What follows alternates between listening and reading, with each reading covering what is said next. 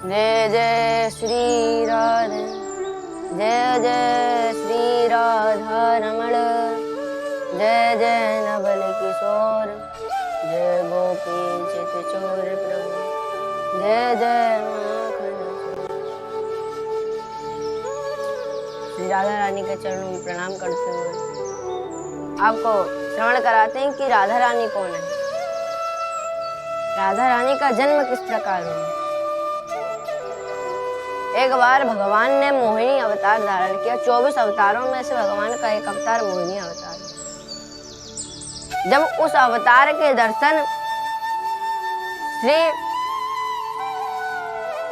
सभी देवी देवताओं ने उस अवतार के दर्शन करे, सब मोहित हो गए, सोचने लगे कि ये मेरी भार्या बने, ये मेरी पत्नी बने। सबके मन में यही विचार थे। और भगवान बड़े बड़े राजाओं को देख रहे हैं, अरे इनके मन में भी यही विचार है। और वहां पे श्री सूर्यदेव भगवान ने जब मोहिनी भगवान के दर्शन करे तो मोहिनी भगवान को देख करके कहने लगे, ये हमारी पुत्री बने, बेटी बने। भगवान ने सारे भावों को छोड़ करके श्री सूर्यदेव की ओर देखा, कहा, प्रभु क्या आपका यही भाव है? सूर्यदेव ने कहा, हाँ प्रभु, मेरा यही भाव है। भगवान ने कहा, मेरे को पुत्री रूप में पाना, एक बार तो पुत्र रूप में पाना, तो एक बार तुम तपस्या करो तो मैं पुत्र रूप में आ भी सकता हूँ, लेकिन पुत्री रूप। कहा,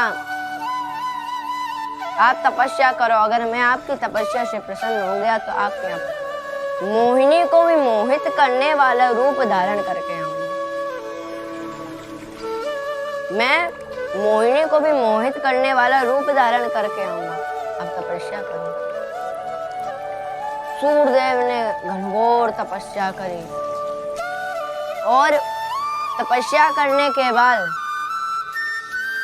उनका एक राजा के जन्म में भी तपस्या उन्होंने बहुत करी, लेकिन जब वृषभान जी के रूप में आए, उन्होंने तपस्या करी भगवान की। जब तपस्या करी, भगवान आया नहीं। उन्होंने कहा, अब तपस्या करना बंद कर दिया, ब्रह्मा जी की तपस्या चालू कर दिया। जब ब्रह्मा जी की तपस्या चालू करी, आज ब्रह्मा जी की तपस्या चालू करते ही ब्रह्मा जी प्रकट हुए। बोलो वरदान क्या चाहिए तुम्हें? कहा, प्रभु वरदान हमें कोई और देगा, वरदान हमें कोई और देगा। कहा, मेरे से क्या चाहिए तुम्हें? आप उन्हें याद दिला के आओ कि आपके लिए कोई प्रतीक्षा हजारों सालों से कर रहा है। कहा, तुम्हारी तपस्या इतनी अच्छी है, इतनी घनघोर है कि तुम्हारी तपस्या से वो प्रसन्न होकर खुद ही आ जाएंगे, फिर भी आप जाइए। ब्रह्मा जी ने कहा, ठीक है, मेरा भी थोड़ा बहुत सहयोग हो जाएगा। कहा, वचन दे के जाइए। कहा, तो आज ब्रह्मा जी ने बरसाने पे, आज भी ब्रह्म पर्वत है, ब्रह्म पर्वत के रूप में बरसाने पे निवास करने लगे। और आज ब्रह्मा जी जैसे ही भगवान के पास गए और भगवान के पास जाके कहा, प्रभु आपके भक्त दर्शन के लिए सारे देवी देवता सोच रहे कि वो मोहिनी स्वरूप कब वापस आएगा, वो मोहिनी स्वरूप फिर से कब आएगा। प्रभु आप जाइए और जा करके भगवान जी के घर में। अरे ब्रह्मा जी, मैं तो सही में भूल गया था कि मेरे को भी कहीं जाना है। वहां से ब्रह्मा जी गए, भगवान विचार करने लगे, देवकी वसुदेव के यहाँ भी जाना है, यशोदानंद के यहाँ भी जाना है, पहले ही से 4 मम्मी पापा हैं, और ये कीर्ति माता और बरसवान जी 6 मम्मी पापा। क्या करें, क्या करें?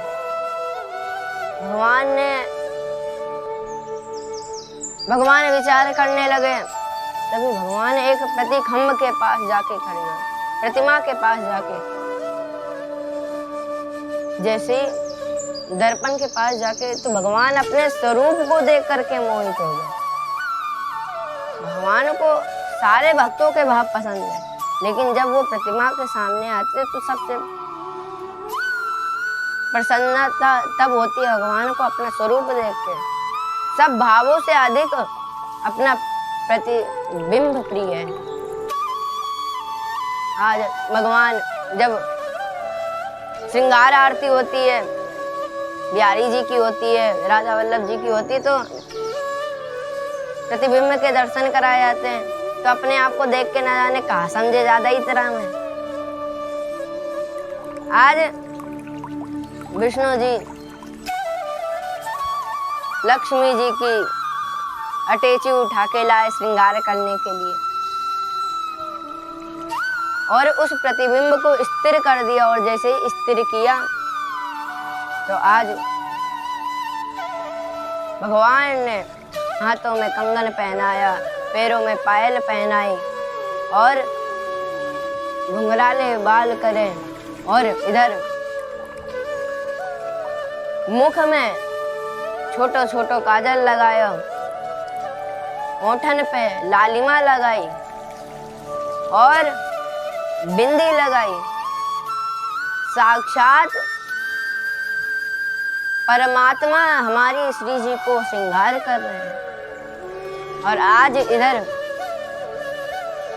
जैसे ही श्रृंगार किया, भगवान ने चुन्नी उड़ाई। चुन्नी उड़ाने के बाद भगवान ने श्याम वर्ण से गौर वर्ण किया। जैसे ही गौर वर्ण किया तो आज उस प्रतिमा से बहुत तेज रोशनी निकली। आज ठाकुर जी ने भी नेक देर को अपनी आंखें बंद कर ली। जब आंखें खोली तो भगवान उस स्वरूप को देख करके मोहित हो गया। जैसे ही मोहित हुए, कहा भगवान ने सबसे पहले खड़े होकर दंडवती करी। दंडवत करने के बाद किशोरी जी ने कहा क्या भाव है। भगवान ने कहा वैराग्य की उत्पत्ति हुई, ज्ञान की उत्पत्ति हुई, भक्ति की उत्पत्ति हुई, लेकिन प्रेम की उत्पत्ति नहीं। प्रेम की उत्पत्ति नहीं हुई, इसलिए ये भाव है। और मैं जब मोहिनी रूप धारण करता हूँ सभी मोहित हो जाते हैं, लेकिन मेरे को मोहित करने वाला स्वरूप मैंने आज देख लिया। किशोरी जी ने कहा क्या करना है प्रभु। कहा श्री सूर्यदेव के अवतार से भगवान जी के यहाँ जाना है। जैसे ही ये बात श्रवण करी, किशोरी जी ने कहा ठीक है।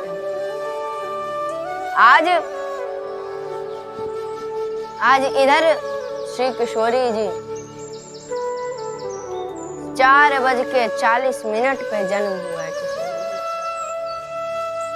प्रतिदिन की तरह वृषभान जी यमुना स्नान करने के लिए जाते, और जब यमुना स्नान करने के लिए जाते तो कमल के फूल के मध्य में श्री किशोरी जी के दर्शन करे। तो आज तुरंत किशोरी जी को उठा करके देखा, आहा कितनी सुंदर लाली प्रकट भई है, और तुरंत कीर्ति के पास ले गए। कीर्ति ने कहा जी कहाँ है। कहा लाली है हमारी। कहा कीर्ति किशोरी नाम है यहाँ। बोलिए राधा रानी सरकार की। आज भगवान का जब भगवान का जन्म हुआ तो 12 बजे दिन में होता है, रात्रि में 12 बजे होता है। सूर्य वंश में आते, चंद्र वंश में। हमारी राधा रानी का 4:40 में जब सूर्य निकलता है ब्रह्म मुहूर्त में, क्योंकि ब्रह्म मुहूर्त में हम भजन करते हैं और हमें आज क्या करना है ये सोचते हैं। और ब्रह्म मुहूर्त में जब सूर्य की पहली किरण पड़ती है तो कमल जैसे फूलों की उत्पत्ति होती है। और चिड़ियों के बोलना और कई कई सुंदर काम होते हैं। आज उसी समय बृषभानु जी की कन्या आज इधर जब लाए गोद में देखा, इतनी सुंदर कन्या, और इधर जब बृषभानु जी को कन्या का जन्म हुआ तो बृषभानु जी के जो साथी थे वो कहते हैं नंद घर आनंद भयो जय कन्हैया लाल की, और नंद जी का जो परकर था वो कहते बृषभानु के भाव भयो जय किशोरी लाल की। बहुत बधाई लुटाई और कई दिन बीत गए, लेकिन श्री किशोरी जी की आंखें नहीं खुल रही हैं, नेत्र नहीं खुल रहे। बड़े बड़े संतों से दिखवाया, महंतों से दिखवाया, लेकिन कोई कुछ नहीं बता। नारद जी ने कहा कि भगवान स्वयं आए। भगवान जो राधा रानी है परमात्मा की आत्मा है, राधा रानी अलग नहीं है, कृष्ण और राधा एक ही है। नारद जी बृषभानु जी के यहाँ गए, कहा हम भविष्य बताते हैं, हम बहुत कुछ कर लेते हैं। आज अपने पुत्र की दिखवाया, बृषभानु जी ने पुत्रों के बारे में बताया, पत्नी के बारे में बताया, बृषभानु जी के बारे में बताया। कई दिन हो गए बताते बताते, लेकिन